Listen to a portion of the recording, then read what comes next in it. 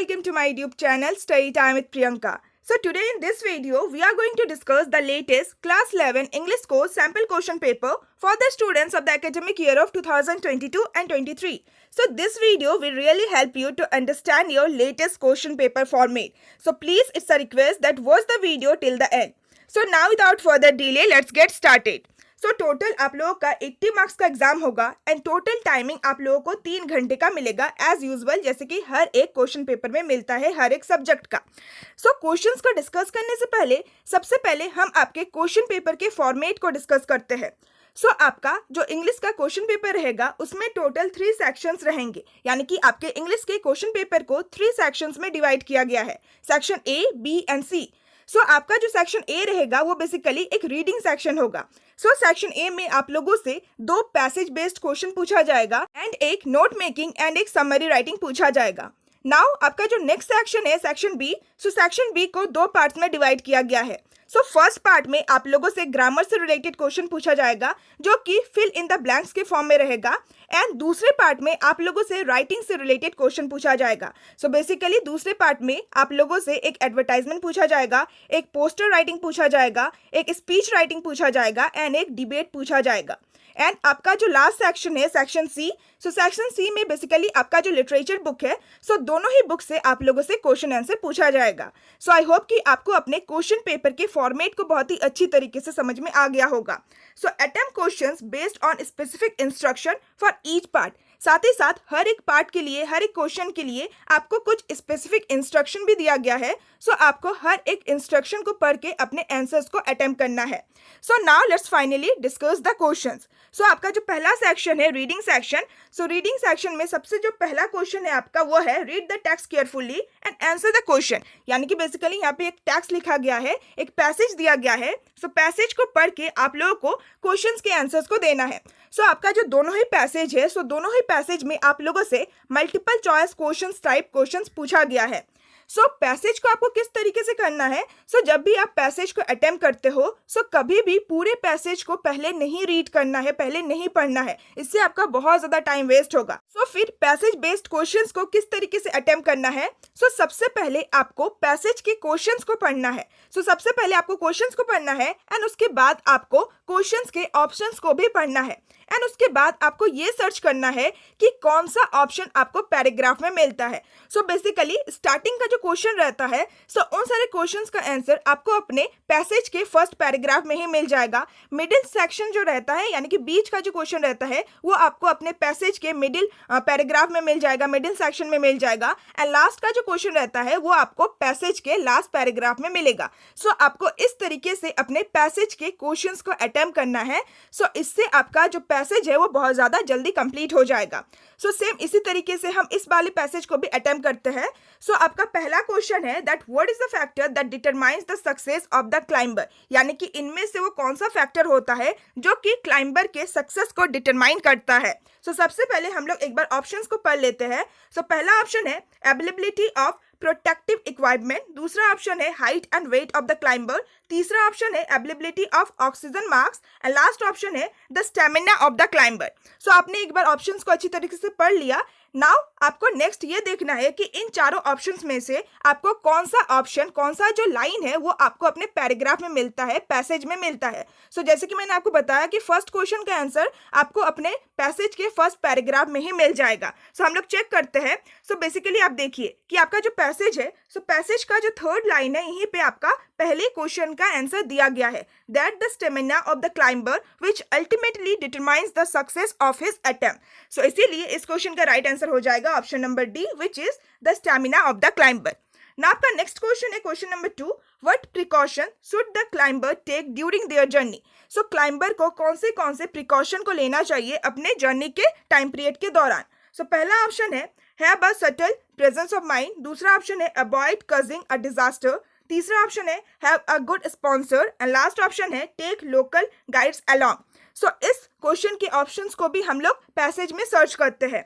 सो इस क्वेश्चन के आंसर आपको बेसिकली अपने पैसेज के 4th लाइन में मिल जाएगा। सो 4th लाइन में आप लोग चेक कीजिए that with his super presence of mind. So इसीलिए इस क्वेश्चन का राइट आंसर हो जाएगा option number A, which is have a subtle presence of mind। So same इसी तरीके से आपको हर एक क्वेश्चन के आंसर को फाइंड आउट करना है। सबसे पहले क्वेश्चन को अच्छी तरीके से पढ़ना है, उसके बाद ऑप्शंस को अच्छी तरीके से पढ़ना है एंड फिर ऑप्शंस को पैसेज में सर्च करना है। So now your third question is In what way does a mountaineering expedition contribute to the wealth of knowledge? यानी कि किस तरीके से एक माउंटेनियरिंग एक्सपेडिशन हमें बहुत ज़्यादा नॉलेज प्रोवाइड करता है। सो पहला ऑप्शन है even a failed expedition contributes to the success of later expedition। दूसरा ऑप्शन है mountaineers carry equipment to record observations about weather and terrain. तीसरा ऑप्शन है you learn to conquer the biggest hurdles of life and last option है people interested in different branches of science accompany climbers। सो मैं आपको passage का screenshot provide कर देती हूँ। So same इसी तरीके से आपको अपने हर एक क्वेश्चन के आंसर को पैसेज में फाइंड आउट करना है। सो मैं अब आप लोगों को डायरेक्टली हर एक क्वेश्चन के आंसर्स को बता देती हूँ। इस क्वेश्चन का राइट आंसर हो जाएगा option number B, which is mountaineers carry equipment to record observation about weather and terrain. Now your next question is question number 4. How is an ordinary mountaineer's experience different from that of a regular expedition? तो किस तरीके से एक ordinary mountaineer का जो experience होता है वो रेगुलर एक्सपेडिशन से डिफरेंट होता है। So let's check out the option first. So पहला ऑप्शन है ऑल ऑफ दिस। दूसरा ऑप्शन है they don't have to worry much about finance. तीसरा ऑप्शन है they don't have to be face to face with death and last option है they have savoured the landscape from a distance. So इस question का right answer हो जाएगा option number A, which is all of this. Now your next question is question number 5. How does a local guide help an expedition? तो किस तरीके से एक जो लोकल गाइड होता है वो एक्सपेडिशन में हेल्प करता है। सो पहला ऑप्शन है they help clean the environment on the way. दूसरा ऑप्शन है they can help in case of fatalities. तीसरा ऑप्शन है they know the local language and last option है they know about the place they live in. So इसका right answer हो जाएगा option number D, which is they know about the place they live in. Now your next question is question number 6. Why can an expedition not be a failure?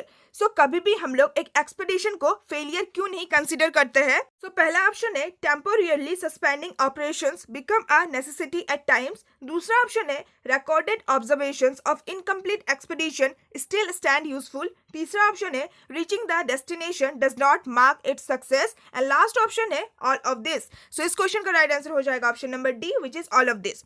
Now your next question is question number 7. How are recorded observations of mountaineers useful to others? So किस तरीके से mountaineers जो भी observation को record करते हैं वो दूसरे लोगों के लिए भी यूजफुल होता है।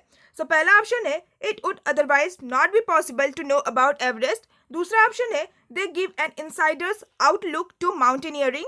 तीसरा ऑप्शन है it prepares future mountaineers for what they are going to deal with and last option है they are not of much help as nature keeps evolving. So इस क्वेश्चन का राइट आंसर हो जाएगा option number B, which is they give an insider's outlook to mountaineering. Now your next question is question number 8. What is the primary objective of a mountaineering expedition? So किसी भी mountaineering expedition का primary objective क्या रहता है? So पहला option है climb up and down and alive. दूसरा option है unfurl your flag at the peak. तीसरा ऑप्शन है reach to the top and last option है experience nature in its vicinity. So इस क्वेश्चन का राइट आंसर हो जाएगा option number C, which is reach to the top. Now your next question is question number 9. Find the synonym of neighborhood in paragraph 3. So paragraph 3 में इनमें से कौन से word को यूज किया गया है जिसका सिनोनिम होता है यानी कि जिसका मीनिंग होता है नेबरहुड। सो पहला ऑप्शन है एल्टीट्यूड, दूसरा ऑप्शन है समिट, तीसरा ऑप्शन है टेरेन एंड लास्ट ऑप्शन है विसिनिटी। सो इस क्वेश्चन का राइट आंसर हो जाएगा option number D, which is vicinity. So basically vicinity का मतलब होता है neighbourhood. Now your last question from this paragraph is question number 10. Find the antonym of opponent in paragraph 1. So paragraph 1 में इनमें से किस वर्ड को यूज किया गया है जिस वर्ड का एंटोनिम है यानी कि जिस वर्ड का ऑपोजिट मीनिंग होता है ओपोनेंट। सो पहला ऑप्शन है डेथ, दूसरा ऑप्शन है कंपेनियन, तीसरा ऑप्शन है गाइड एंड लास्ट ऑप्शन है क्लाइंबर। सो इस क्वेश्चन का राइट आंसर हो जाएगा option number B which is companion. So companion का मतलब होता है साथी या फिर फ्रेंड एंड ओपोनेंट का मतलब होता है राइवल या फिर दुश्मन। सो बेसिकली कंपेनियन का एंटोनिम है यानी कि ऑपोजिट वर्ड है ओपोनेंट। सो विद दिस हमने आपके फर्स्ट पैराग्राफ के सारे ही क्वेश्चंस को कंप्लीट कर लिया। Now let's move to your next passage related question. So the question is read the text carefully and answer the question. So आपको text को यानी कि पैसेज को अच्छी तरीके से पढ़ना है एंड फिर उसके बाद क्वेश्चंस के आंसर्स को देना है। बट नहीं, आपको पहले पैसेज को अच्छी तरीके से नहीं पढ़ना है। सबसे पहले आपको क्वेश्चंस को अच्छी तरीके से पढ़ना है एंड उसके बाद आपको क्वेश्चंस के आंसर्स को अपने पैसेज में फाइंड आउट करना है। सो अगेन हम लोग डायरेक्टली क्वेश्चंस को पढ़ते हैं। So the first question from this passage is Kaushani is situated at a height of dash feet in the central Himalayas. So Kaushani central Himalayas में कितने फीट के हाइट पे सिचुएटेड है? जैसे कि मैंने आपको बताया कि फर्स्ट क्वेश्चन का आंसर बेसिकली आपको अपने पैसेज के पहले पैराग्राफ में ही मिल जाता है। इस क्वेश्चन का आंसर आपको अपने पैसेज के फर्स्ट लाइन में ही मिल जाएगा that Kaushani is situated at a height of 6075 feet in the central Himalayas. इसीलिए इस क्वेश्चन का राइट आंसर हो जाएगा option number B which is 6075. Now your next question is question number 2. In which year Gandhi ji visited Kausani? इनमें से किस time period के दौरान किस ईयर में गांधी जी कौशनी विजिट किए थे? Let's search the answer from your passage. आपको इस लाइन में मिल जाएगा that when Gandhi ji visited this place in 1929। इस क्वेश्चन का राइट आंसर हो जाएगा option number C which is 1929. Now your next question is question number 3. At sunrise and at sunset, the color of the sky changes too. Sunrise and sunset के time period के दौरान sky का जो colour होता है वो इनमें से किस कलर में चेंज हो जाता है? पहला ऑप्शन है ब्लू, दूसरा ऑप्शन है व्हाइट, तीसरा ऑप्शन है silverish grey and last option है गोल्डन ऑरेंज। इस क्वेश्चन के भी आंसर को हम अपने पैसेज में सर्च करते हैं। इस क्वेश्चन का आंसर बेसिकली आपको अपने 8th लाइन में मिल जाएगा। The answer is the sky changes to a golden orange. Now your next question is question number 4. Gandhi ji prolonged his 2-day stay too. Gandhi ji जब कौशनी पहुंचे थे उन्होंने सोचा था कि मैं 2 दिन तक वहां पे रहूंगा, बट गांधी जी ने कितने दिनों तक अपना जो रहने का टाइम पीरियड है उसको बढ़ा दिया। इस क्वेश्चन के भी आंसर को हम अपने पैसेज में सर्च करते हैं। इस क्वेश्चन का आंसर आपको अपने 10th लाइन में मिल जाएगा that he prolonged his 2-day stay to 14 days. इस क्वेश्चन का राइट आंसर हो जाएगा option number D which is 14 days. Now your next question is question number 5. Dash is the abode of gods. इनमें से कौन सा गॉड का abode है? पहला ऑप्शन है अल्मोड़ा, दूसरा ऑप्शन है उत्तराखंड, तीसरा ऑप्शन है कौशनी एंड लास्ट ऑप्शन है स्विट्जरलैंड। इस क्वेश्चन का राइट आंसर हो जाएगा option number B which is Uttarakhand and इस क्वेश्चन का आंसर आपको अपने पैसेज के सेकेंड लास्ट लाइन में मिल जाएगा। Now your next question is question number 6. Kausani is situated in dash Himalayas. Kausani इनमें से हिमालयाज के किस पार्ट में सिचुएटेड है? इस क्वेश्चन का आंसर हो जाएगा option number C which is central Himalayas and इस क्वेश्चन के आंसर को हमने अपने पैसेज के फर्स्ट लाइन में ही पढ़ लिया था। Now your next question is question number 7. Which month received the lowest rainfall in कौशनी? इनमें से किस महीने में कौशनी में सबसे कम रेनफॉल होता है? इस क्वेश्चन का आंसर आपको ग्राफ में मिल जाएगा। देख सकते हैं कि बेसिकली अप्रैल में कौशनी में जो रेनफॉल होता है वो सबसे ज्यादा कम होता है। इसीलिए इस क्वेश्चन का आंसर हो जाएगा option number B which is April. Now your last question is the month which received almost half the rainfall of June is. इनमें से किस महीने में कौशनी में जून के महीने में जितना रेनफॉल होता है उसका आधा रेनफॉल होता है? इस क्वेश्चन का भी आंसर आपको अपने ग्राफ में ही मिल जाएगा। यहाँ पे आप देख सकते हैं कि बेसिकली मई के महीने में जून में जितना ज्यादा रेनफॉल होता है उसका आधा होता है। इस क्वेश्चन का आंसर हो जाएगा option number A which is may. With this हमने आपके सेकेंड पैसेज को भी कंप्लीट कर लिया। आई होप कि आपको अपने पैसेज के हर एक क्वेश्चन को एंड उनके आंसर्स को अच्छी तरीके से समझ में आ गया होगा और साथ ही आपको अपने हर एक क्वेश्चन के आंसर को अपने पैसेज में भी मिल गया होगा। प्लीज इट्स अ रिक्वेस्ट कि जिस तरीके से मैंने आपको ये दोनों ही पैसेज कंप्लीट करवाया है सेम उसी तरीके से आप अपने पैसेज को एग्जाम में भी करना, क्योंकि अगर आप सबसे पहले पैसेज को डायरेक्टली रीड करने जाओगे देन इससे आपका बहुत ज्यादा टाइम वेस्ट होगा। इसीलिए सबसे पहले पैसेज के क्वेश्चंस को पढ़ना है एंड उसके बाद ऑप्शंस को देखना है एंड जो भी ऑप्शन आपको अपने पैसेज में मिलता है फिर उस ऑप्शन को आपको टिक लगाना है। Now let's move to your next question. Your next question is question number 3. Read the following passage carefully. यहाँ पे अगेन एक पैसेज दिया गया है। सो इस पैसेज को आपको केयरफुली पढ़ना है एंड उसके बाद आपसे क्वेश्चन पूछा गया है. So the first question is on the basis of your understanding of the above passage, make notes on it using headings and subheadings. Use recognizable abbreviation where necessary, minimum 4, and a format you consider suitable. Also supply an appropriate title to it. So basically यहाँ पे एक passage दिया गया है. So इस passage का आपको एक नोट मेकिंग बनाना है. So basically आपको अपने नोट्स में हेडिंग का यूज करना है, सब हेडिंग का यूज करना है और साथ ही साथ आपको एब्रीविएशन का भी इस्तेमाल करना है. एंड इट इज नेसेसरी, ये जरूरी है, आपको अपने नोट मेकिंग में एब्रीविएशन का इस्तेमाल करना ही होगा. एटलीस्ट आपको 4 एब्रीविएशन का इस्तेमाल करना ही होगा. एंड आपको ऐसे एब्रीविएशन का इस्तेमाल नहीं करना है जो कि आप अपने फ्रेंड्स के साथ मैसेज करने के लिए इस्तेमाल करते हो. सो बेसिकली आपको ऐसे एब्रीविएशन, ऐसे शॉर्ट फॉर्म का इस्तेमाल करना है जो कि रिकॉग्नाइजेबल हो, यानी कि जो कि हम लोग बुक में भी देखते हैं. और साथ ही साथ आप किसी भी फॉर्मेट को यूज कर सकते हैं अपने नोट मेकिंग को लिखने के लिए और आपको अपने नोट मेकिंग का एक एप्रोप्रिएट सा टाइटल भी देना है. एंड नाउ आपका नेक्स्ट क्वेश्चन है that right a summary of the passage in about 80 words. So passage का आपको एक समरी भी लिखना है करीब 80 वर्ड्स में. सो नाउ अब मैं आपको बताती हूँ कि आपको किस तरीके से अपने note making and summary writing के क्वेश्चन को अटेम्प्ट करना है ताकि आपका बहुत ही जल्दी note making and summary writing complete हो जाए. सो जब भी आप नोट मेकिंग बनाते हो सो अगेन आपको पैसेज को पूरा नहीं पढ़ना है. सो किस तरीके से आपको अपने नोट मेकिंग को बनाना है. सो सबसे पहले आपके पैसेज का जो फर्स्ट पैराग्राफ है, सो सबसे पहले आपको फर्स्ट पैराग्राफ को पढ़ना है. सो फर्स्ट पैराग्राफ को अच्छे से पढ़ने के बाद जो कुछ भी आपको समझ में आता है देन उससे आपको एक एप्रोप्रिएट सा हेडिंग चूज करना है. उसके बाद आपको कुछ सब हेडिंग चूज करना है एंड हर एक हेडिंग एंड सब हेडिंग में कुछ आपको पॉइंट्स लिखना है. सो सेम इसी तरीके से आपको अपने पैसेज के हर एक पैराग्राफ को सेपरेटली पढ़ना है एंड फिर हर एक पैराग्राफ से कुछ इंपॉर्टेंट हेडिंग्स को चूज करना है, कुछ सब हेडिंग को चूज करना है एंड फिर पॉइंट वाइज अपने नोट मेकिंग को बनाना है. उसके बाद आपने अपने नोट मेकिंग में जितने भी एब्रिविएशन का इस्तेमाल किया है, जितने भी शॉर्ट फॉर्म का इस्तेमाल किया है, सो उन सारे ही शॉर्ट फॉर्म का आपको फुल फॉर्म भी लिखना है एक बॉक्स में ताकि जो भी टीचर है उनको समझ में आए कि जिस भी एब्रिविएशन का इस्तेमाल आप लोगों ने किया है उसका एक्चुअल मीनिंग क्या है.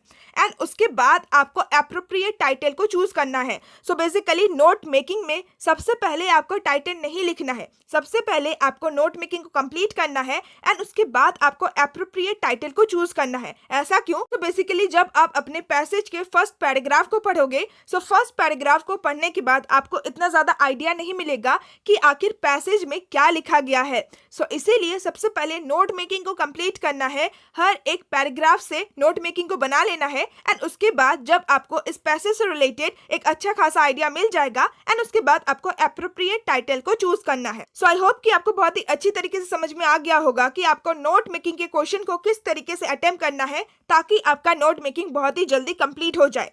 नाउ नेक्स्ट आपको समरी राइटिंग किस तरीके से लिखना है. सो क्या समरी राइटिंग में अगेन आप लोगों को पैसेज को पढ़ना पड़ेगा? सो नहीं, समरी राइटिंग में आपको पैसेज को पढ़ने की कोई भी जरूरत नहीं है. सो आपने जो नोट मेकिंग बनाया है सो नोट मेकिंग से ही आपको फिर अपने समरी राइटिंग को लिखना है. सो नोट मेकिंग को आप लोगों ने बहुत ही शॉर्ट तरीके से बनाया होगा. सो बेसिकली जो भी एब्रिविएशन का, जो भी शॉर्ट फॉर्म का यूज किया है आप लोगों ने नोट मेकिंग में, सो उसी को फुल फॉर्म में आपको समरी राइटिंग में लिखना है. सो बेसिकली नोट मेकिंग से ही आपको समरी राइटिंग लिखना है. सो आई होप कि बहुत ही अच्छे से आप लोगों को समझ में आ गया होगा कि note making and summary writing को आप लोगों को किस तरीके से अटेम्प्ट करना है ताकि आपका बहुत ही जल्दी ये जो सेक्शन है वो कंप्लीट हो जाए. सो नाउ अब हम इन दोनों ही क्वेश्चंस के आंसर्स को भी चेक करते हैं.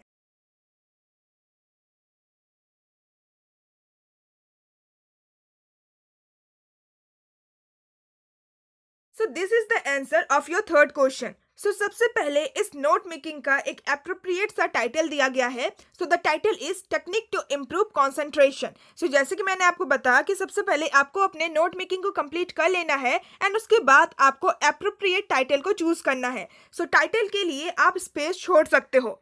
सो फिर उसके बाद आपको कुछ इस तरीके से अपने नोट मेकिंग को बनाना है. सो सबसे पहले आपको अपने पैसेज के फर्स्ट पैराग्राफ को पढ़ना है. सो फर्स्ट पैराग्राफ को पढ़ने के बाद आपको एक एप्रोप्रिएट सा हेडिंग चूज कर लेना है। अगर हो सके तो आप सब हेडिंग को भी चूज कर सकते हैं एंड फिर आपको इस तरीके से पॉइंट वाइज अपने नोट मेकिंग को बनाना है। एंड नोट मेकिंग को बनाने के टाइम आपको बहुत सारे एब्रिविएशन का इस्तेमाल करना ही होगा। इट्स नेसेसरी, हो सके तो एटलीस्ट 4 एब्रिविएशन का इस्तेमाल करना ही होगा। जैसे कि यहाँ पे फिजिकल के लिए PHY पॉइंट का इस्तेमाल किया गया है, एनवायरनमेंट के लिए ENV पॉइंट का इस्तेमाल किया गया है। सो इस तरीके से आपको अपने नोट मेकिंग में एब्रिविएशन का यानी कि शॉर्ट फॉर्म का इस्तेमाल करना है। सो सेम इसी तरीके से आपको अपने पैसेज के सेकंड पैराग्राफ को भी पढ़ना है। सेकंड पैराग्राफ से भी आपको एक एप्रोप्रिएट सा हेडिंग चूज कर लेना है, जैसे कि अवॉइड डिस्ट्रैक्शन, एंड उसके बाद पॉइंट वाइज आपको नोट मेकिंग बनाना है। सेम इसी तरीके से आपको अपने पैसेज के थर्ड पैराग्राफ को भी पढ़ना है। थर्ड पैराग्राफ से भी आपको एक एप्रोप्रिएट सा हेडिंग चूज कर लेना है, जैसे कि goal and recreation, and same इसी तरीके से पॉइंट वाइज आपको अपने नोट मेकिंग को बनाना है।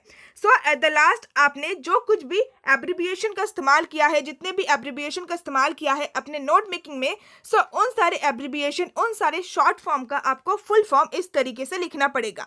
जैसे कि फिजिकल के लिए PHY डॉट, इन्वायरमेंट के लिए ENV डॉट, एंड के लिए आप ऐसे साइन का इस्तेमाल कर सकते हो। सो सेम इसी तरीके से आपको अपने हर एक एब्रिविएशन के फुल फॉर्म को लिख लेना है, ताकि जो भी टीचर है जो आपके आंसर शीट को चेक करेगा उनको समझ में आए कि आप लोगों ने किन किन एब्रिविएशन का इस्तेमाल किया है।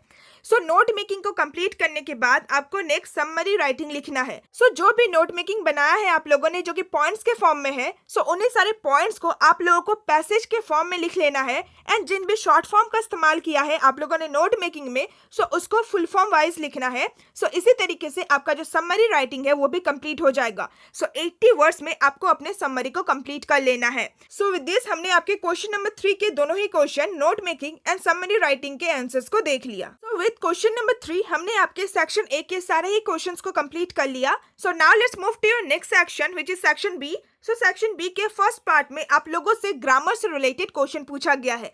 सो टोटल सेक्शन B में आप लोगों से 8 क्वेश्चन पूछा गया है एंड 8 क्वेश्चन में से आप लोगों को सिर्फ और सिर्फ 7 क्वेश्चंस को ही अटेम्प्ट करना है। सो क्वेश्चन नंबर 4 एक fill in the blanks type question है। So the question is fill in the following blank given below choosing the most appropriate option from the ones that follow। so ये एक fill in the blanks type question है। so जहाँ जहाँ पे blank दिया गया है, जहाँ जहाँ पे dash दिया गया है, so उन सारे blanks के लिए आपको appropriate word को choose करना है। सो सबसे पहले हम लोग आपके क्वेश्चन को पढ़ लेते हैं। So the question is everyone is not in a position to dash the family and start living in a dash room dash the banks dash the Ganga.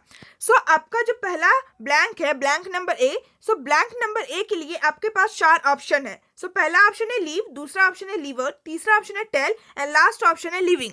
सो इस क्वेश्चन का राइट आंसर हो जाएगा option number A which is leave. So everyone is not in a position to leave the family.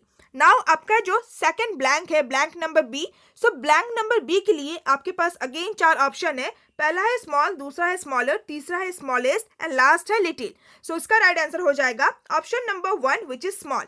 So start living in a small room.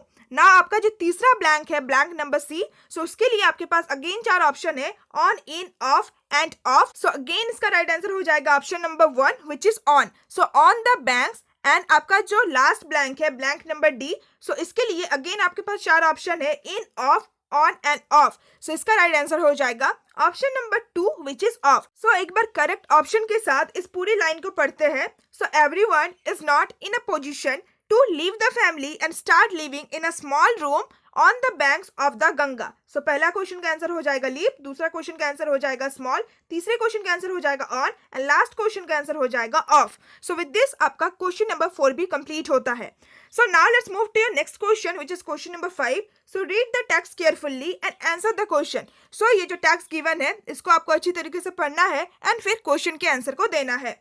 So choose the correct option to fill in the blanks to complete the narration. So basically यहाँ पे एक narration दिया गया है। सो इसको आपको अच्छी तरीके से पढ़ना है। उसके बाद इसी नरेशन को एक पैराग्राफ के फॉर्म में भी लिखा गया है एंड इस पैराग्राफ में कुछ लाइन को मिस किया गया है। सो आपको जो मिसिंग लाइन है, जो ब्लैंक्स है, उसके आंसर को फाइंड आउट करना है। सो सबसे पहले हम लोग इस नरेशन को एक बार अच्छे से पढ़ लेते हैं। सो बेसिकली एक इंडिविजुअल है जिनका नाम है गणेश। सो गणेश एंड एक डॉक्टर के बीच में जो भी कन्वर्सेशन हो रहा है, जो भी बातचीत हो रहा है, सो उसी को यहाँ पे नरेट किया गया है। सो सबसे पहले गणेश ये बोलते हैं डॉक्टर से that doctor my wife is unwell, may I know what will be the total expenses for her treatment. So Ganesh doctor से ये बोलते हैं कि मेरी जो वाइफ है वो बीमार है, सो क्या मैं जान सकता हूँ कि उसके इलाज के लिए टोटल कितना ज़्यादा खर्चा होगा। सो डॉक्टर ये रिप्लाई करते हैं that well You will have to pay only 6 lakh for her treatment. So doctor बोलते हैं कि आपको अपने वाइफ के ट्रीटमेंट के लिए टोटल 6 लाख पेमेंट करना पड़ेगा। ना अगेन गणेश डॉक्टर गौतम से ये पूछते हैं that is there any concession, यानी कि ये जो ट्रीटमेंट के लिए पैसा लगेगा क्या इसमें कोई भी छूट है। सो डॉक्टर गौतम ये रिप्लाई करते हैं दैट नो नॉट ए पेनी, यानी कि एक भी पैसे का छूट नहीं है। I want the complete amount together, मुझे एक साथ पूरा जो अमाउंट है 6 लाख का जो अमाउंट है वो एक साथ चाहिए। नाउ इसी नरेशन को, इसी कन्वर्सेशन को एक पैराग्राफ के फॉर्म में लिखा गया है। So Ganesh told Dr. Gautam that his wife was unwell and asked if dash for her treatment. The doctor replied that dash for her treatment. Ganesh asked dash. The doctor refused to give any concession and further state that dash. So इस paragraph में कुछ line को miss किया गया है, कुछ line को blank छोड़ा गया है। So आपको इन सारी लाइन के लिए appropriate sentence को चूज करना है। So आपका पहला क्वेश्चन है Ganesh told Dr. Gautam that his wife was unwell and asked if dash for her treatment. So इस क्वेश्चन का राइट आंसर हो जाएगा option number A, which is he might know what the total expenses would be. So Ganesh told Dr. Gautam that his wife was unwell and asked if he might know what the total expenses would be for her treatment. ना आपका next question है question number 2, the doctor replied that dash for her treatment. So इस question का right answer हो जाएगा option number D, which is he would have to pay only 6 lakh. So the doctor replied that he would have to pay only 6 lakh for her treatment. ना आपका next question है question number 3, Ganesh asked dash, the doctor refused to give any concession. So इस question का right answer हो जाएगा option number A, if there was any concession. So Ganesh asked if there was any concession, but the doctor refused to give any concession. Now आपका last question है and further state that dash. So इस question का right answer हो जाएगा option number A, which is he wanted the complete amount together. And further state that he wanted the complete amount together. So with this आपके question number 5 के भी सारे questions complete होते हैं। So total 8 question given है। सो 8 question में से आप लोगों को सिर्फ और सिर्फ 7 क्वेश्चन को ही अटेम्प्ट करना है। सो विद दिस हमने आपके सेक्शन बी के फर्स्ट पार्ट को कंप्लीट कर लिया। नाउ आपका जो नेक्स्ट पार्ट है वो बेसिकली राइटिंग सेक्शन है। सो इसमें आप लोगों से एक एडवर्टाइजमेंट पूछा गया है, एक पोस्टर राइटिंग पूछा गया है, एक स्पीच राइटिंग पूछा गया है एंड एक डिबेट पूछा गया है। सो हर एक क्वेश्चन में आप लोगों को इंटरनल चॉइस मिलेगा, यानी कि हर एक क्वेश्चन में आप लोगों के पास ऑप्शन है कि अगर आपको एक क्वेश्चन के आंसर को अच्छी तरीके से नहीं आता है तो उसके बदले में आप दूसरे क्वेश्चन को भी अटेम्प्ट कर सकते हो। सो आपका पहला क्वेश्चन है क्वेश्चन नंबर 6, जो कि एक एडवर्टाइजमेंट राइटिंग क्वेश्चन है। So the question is you want to purchase a flat. So आप एक फ्लैट खरीदना चाहते हो। Draft an advertisement in about 50 words for a newspaper detailing your requirements and your capacity to pay. So आपको newspaper के लिए एक advertisement draft करना है जो कि 50 वर्ड्स में होना चाहिए, जिसमें आप अपने रिक्वायरमेंट्स को बताते हो कि आपको किस तरीके का फ्लैट चाहिए और साथ ही साथ आप अपने कैपेसिटी को भी बताते हो कि आप उस फ्लैट के लिए कितना पेमेंट कर सकते हो। So let's check out the answer. This is the answer of your question number 6। So I hope कि आपको एडवर्टाइजमेंट का फॉर्मेट पता है। सो यहाँ पे स्पेस कम है, सो इसीलिए ऐसे फॉर्मेट में एडवर्टाइजमेंट को लिखा गया है। बट एडवर्टाइजमेंट लिखने का जो प्रॉपर फॉर्मेट है, सो आपको प्रॉपर फॉर्मेट में ही एडवर्टाइजमेंट को लिखना पड़ेगा।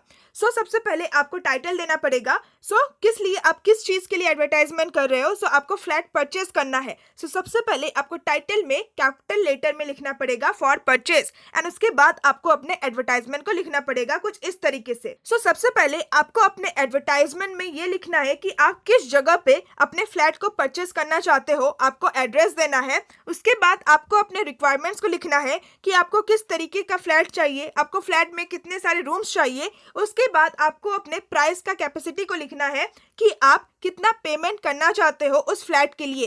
एंड उसके बाद आपको ये लिखना है कि अगर कोई भी ओनर है, कोई भी अगर डीलर है जो मुझसे कांटेक्ट करना चाहता है, सो इसके लिए आपको अपना एड्रेस एंड आपको अपना फ़ोन नंबर लिखना पड़ेगा। सो कुछ इस तरीके से आप इस एडवर्टाइजमेंट को लिख सकते हो। That for purchase DLF flat in south city, DLF colony with 3 bedrooms, DD with family lounge, corner flat preferred, price around 20 to 25 lakh, bona fide owners or dealers to contact M.K. Bhashin, 12 Pandra Road, New Delhi 11001 and phone number 28659425. सो कभी भी आप अपना खुद का phone number देके मत आ जाना. Phone number में आप ऐसे ही कोई भी रैंडम नंबर को लिख सकते हैं या फिर XYZ लिख सकते हैं. सो आपको कुछ इस तरीके से अपने एडवर्टाइजमेंट को लिखना है. So again I am requesting कि ये फॉर्मेट में मत लिख के आ जाना. प्रॉपर जो फॉर्मेट होता है एडवर्टाइजमेंट लिखने का, सो उसी फॉर्मेट में आपको अपने एडवर्टाइजमेंट को लिखना है. सो नाउ अब हम आपके क्वेश्चन नंबर 6 के दूसरे क्वेश्चन को देखते हैं. So your internal choice question from question number 6 is your brother has been missing from his home for the last 2 days. Draft an advertisement for a newspaper providing necessary details and offer a reward to the informer.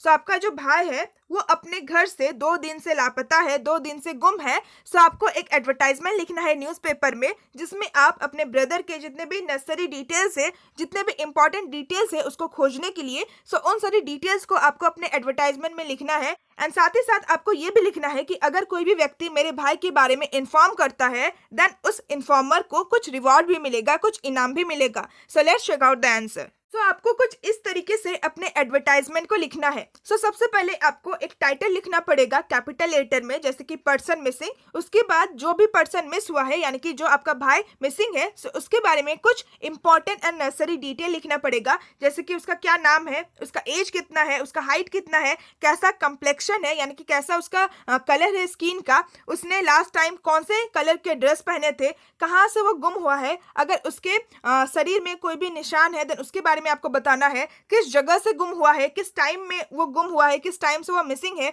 क्या करने गया था. सो इन सारे important details को आपको लिखना पड़ेगा. और साथ ही साथ आपको ये लिखना है कि जो भी मेरे भाई के बारे में कुछ भी इंफॉर्मेशन देता है देन उसको मैं कुछ रिवॉर्ड दूंगा. एंड एट द लास्ट आपको पुलिस स्टेशन का नंबर या फिर अपने घर का एड्रेस या फिर अपने फोन नंबर को देना है. तो एक बार हम लोग इस एडवर्टाइजमेंट को भी अच्छे से पढ़ लेते हैं. सबसे पहले आपको एडवर्टाइजमेंट में एक एप्रोप्रिएट सा टाइटल या फिर हेडिंग लिखना है जो कि कैपिटल लेटर में होना चाहिए. सबसे पहले आपको लिखना है पर्सन मिसिंग. उसके बाद आपको अपने भाई का नाम लिखना है, उसके बारे में जो इंपॉर्टेंट इन्फॉर्मेशन है वो सब कुछ लिखना है. आप रैंडमली कोई भी नाम एंड कोई भी एज या फिर कोई भी जो हाइट है वो लिख सकते हो. जैसे कि यहाँ पे लिखा हुआ है Girish Kumar 12 years 5 foot 1 inch, fair complexion, average build, wearing a red striped shirt and blue jeans, identification mark, scar over left eyebrow, missing since 5th Jan 2023 लिख सकते हैं आप. From Palam Colony, Delhi, went to play at the nearby park around 5 p.m. and has not returned since then. The informer will be duly rewarded. Contact SHO Palam police station और call at 999XYZ, कुछ भी आप लिख सकते हो. And at the last आपको अपना नाम लिखना है, कुछ भी आप रैंडम नाम लिख सकते हो, जैसे कि यहाँ पे लिखा हुआ है करिश्मा हिज सिस्टर. विद दिस हमने आपके दोनों ही एडवर्टाइजमेंट को कंप्लीट कर लिया है. Now let's move to your next question. ना आपका नेक्स्ट क्वेश्चन है question number 7. Question number 7 basically एक पोस्टर राइटिंग क्वेश्चन है. The question is you are a member of SPCA. आप SPCA के मेंबर हो. SPCA का फुल फॉर्म होता है society for the prevention of cruelty to animals. Draft a poster in not more than 50 words to create awareness on the need to prevent cruelty to animals. You are Suhas और सुहासिनी. आपको एक poster को draft करना है जो कि 50 word से ज्यादा नहीं होना चाहिए, जिसमें आप लोगों को ये अवेयर कर रहे हो, ये जागरूक कर रहे हो कि बेसिकली एनिमल्स के प्रति जो भी क्रुएलिटी होता है, जो भी निर्दयता होता है, उसे हमें प्रिवेंट करना चाहिए. अगर आप एक लड़का हो देन आपका नाम है सुहास, एंड अगर आप एक लड़की हो देन आपका नाम है Suhasini. Let's check out the answer. I hope कि आपको पोस्टर राइटिंग का भी फॉर्मेट पता है. आपको कुछ इस तरीके से अपने पोस्टर को ड्राफ्ट करना है. सबसे पहले आपको एक एप्रोप्रिएट सा टाइटल, एक एप्रोप्रिएट सा हेडिंग लिखना है, जैसे कि प्रिवेंट क्रुएलिटी टू एनिमल्स. उसके बाद आपको एक बहुत ही अट्रैक्टिव सा स्लोगन लिखना है, जैसे कि don't just get angry, gate active. उसके बाद आपको एक लोगो बनाना है, एक पिक्चर बनाना है, ताकि आपका जो पोस्टर है वो अट्रैक्टिव लगे. उसके बाद आपको अपने पोस्टर में कुछ इंपॉर्टेंट पॉइंट्स को लिखना है इस टॉपिक से रिलेटेड, जैसे कि पहला पॉइंट है animals are beaten and neglected daily. दूसरा पॉइंट है दे स्ट्रगल फॉर सर्वाइवल. तीसरा पॉइंट है they aren't provided with food or water and are left in unsanitary condition. Next point है know whom to call to report animal cruelty. Next point है contact local police station or SPCA to fight this crime. Next point है together we need to build a better world. Next point है let us sympathize towards those who remain mute and neglected for animals too deserve care. And at the last आपको अपनी society का नाम लिखना है जैसे कि SPCA. उसके बाद आपको अपना एड्रेस देना है जैसे कि 96 मायापुरी दिल्ली 56 एंड उसके बाद आपको अपना फ़ोन नंबर देना है. सो आप रैंडमली कोई भी नंबर दे सकते हो या फिर सिंपली XYZ लिख सकते हो. एंड एट द लास्ट आपको ये लिखना है कि ये पोस्टर किसके द्वारा इशू किया गया है जैसे कि issued in public interest by Suhas SPCA.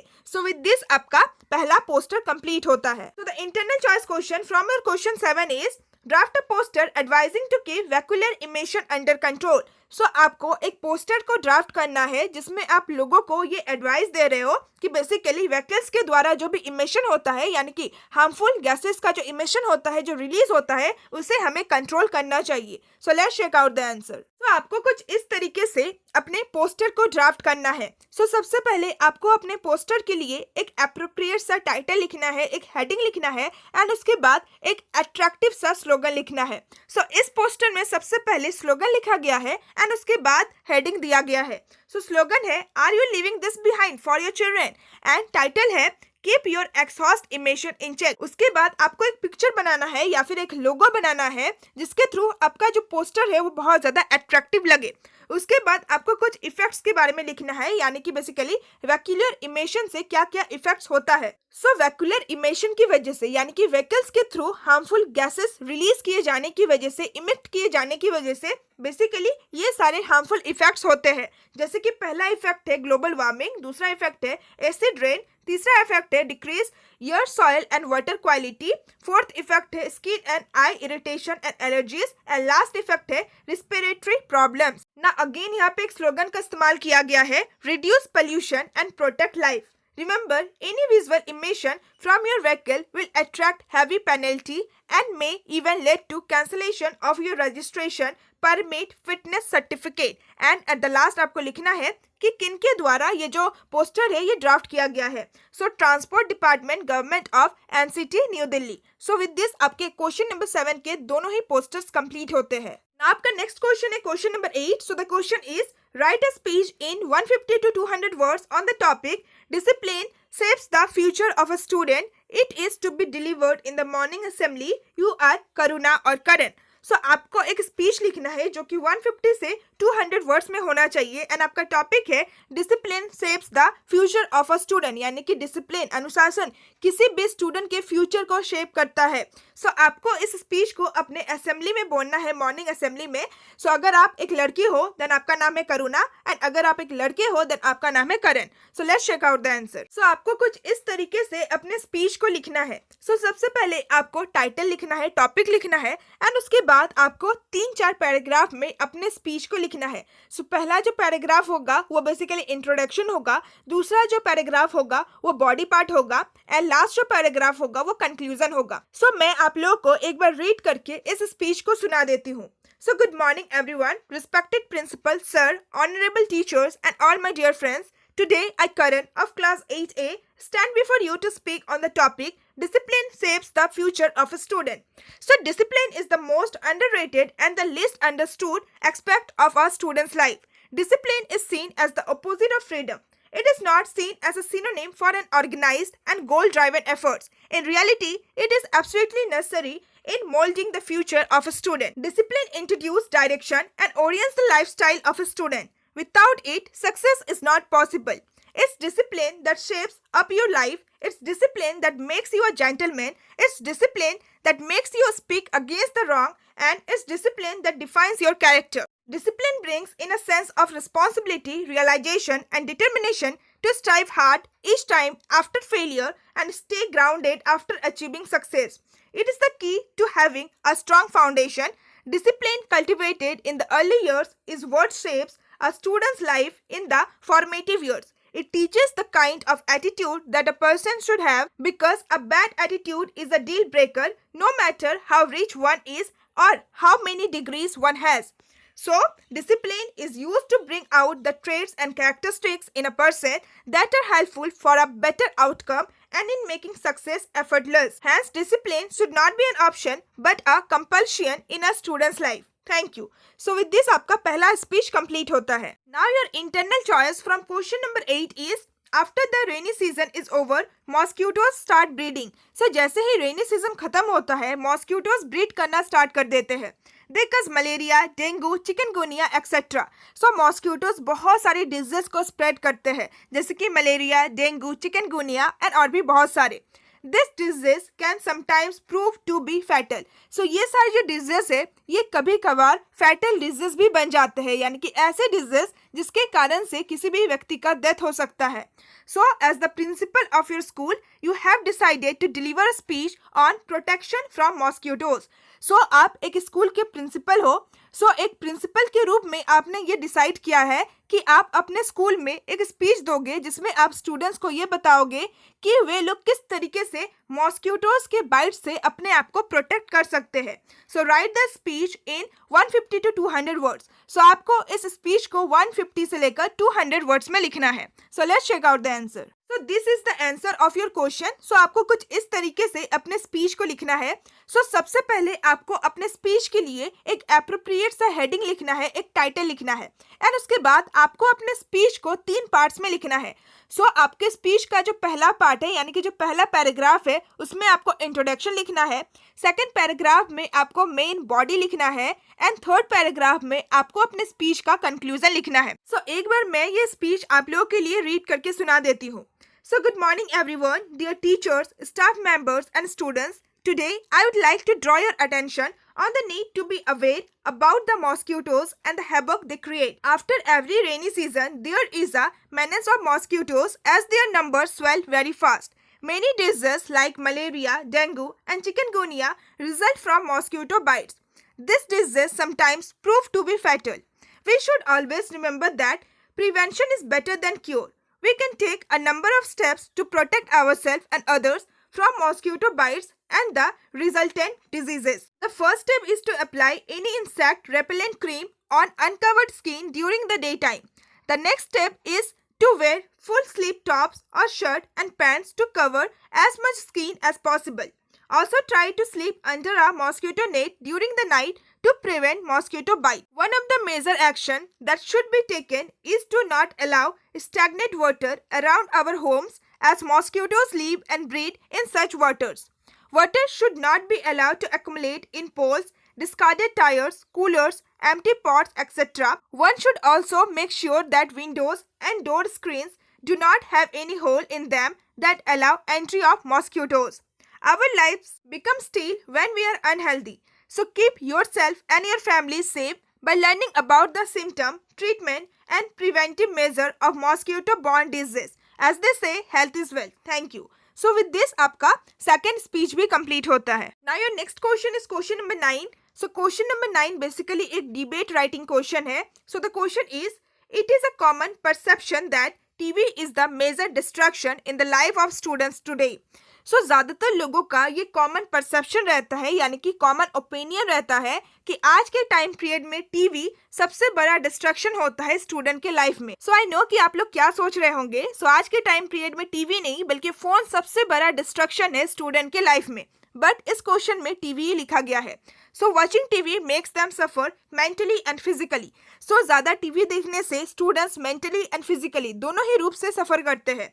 So that's why television is called idiot box. So इसीलिए टेलीविजन को इडियट बॉक्स भी कहा जाता है. So write a debate in 150 to 200 words on the issue. So इस इशू पे आपको एक डिबेट लिखना है करीब 150 से लेकर 200 वर्ड्स में. So I am providing you the answer of this question. So please check it and read it by yourself. तो क्वेश्चन नंबर 9 में भी आप लोगों को इंटरनल चॉइस मिला है यानी कि दोनों में से आपको किसी भी एक क्वेश्चन को अटेम्प्ट करना है. So your last question is the government has banned the use of animals in the laboratories for the purpose of dissection. So government ने ये बैन कर दिया है कि आप एनिमल्स का इस्तेमाल नहीं कर सकते हो लेबोरेटरीज में डिसेक्शन के पर्पस के लिए. सो डिसेक्शन का मतलब क्या होता है. सो जब भी किसी लिविंग ऑर्गेनिज्म को कट करके उसके बारे में पढ़ाई किया जाता है देन उसी को डिसेक्शन कहते हैं। सो बेसिकली गवर्नमेंट ने ये बैन कर दिया है कि एनिमल्स को आप लोग कट करके उसका यूज नहीं कर सकते हो पढ़ाई करने के लिए। So write a debate in 150 to 200 words either for or against this decision. So आपको एक डिबेट लिखना है करीब 150 से लेकर 200 वर्ड्स में। ये जो टॉपिक है, ये जो डिसीजन है, इसके फॉर में भी और इसके अगेंस्ट में भी।